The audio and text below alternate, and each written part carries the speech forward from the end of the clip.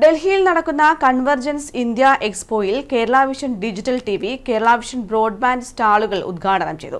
Broadcasting and cable services TRAI principal adviser Abhay Shankar Varma ഉദ്ഘാടനം നിർവഹിച്ചു.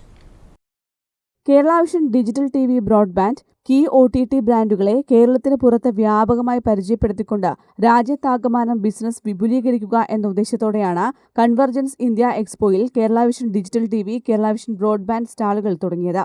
Broadcasting and cable services TRAI principal adviser Abhay Shankar Varma ഉദ്ഘാടനം നിർവഹിച്ച സ്റ്റാളുകളുള്ളത് ന്യൂഡൽഹി ഭാരത് മണ്ഡപത്തിലാണ്. സ്റ്റാളുകളുടെ booth number E473 hall number 5 ഉദ്ഘാടന ചടങ്ങിൽ KCCL managing director PP Suresh Kumar, KCCL executive ഡയറക്ടർമാരായ രാജൻ KV, അനിൽ മംഗലത്ത, സുരേഷ് കുമാർ എന്നിവരും ഡയറക്ടർമാരായ Roni, Biju, Navas, chief operating officer Padmakumar, technical head Manu തുടങ്ങിയവരും പങ്കെടുത്തു. മാർച്ച് 19 ആരംഭിച്ച എക്സ്പോ 21 സമാപിക്കും. News desk, Kannur vision.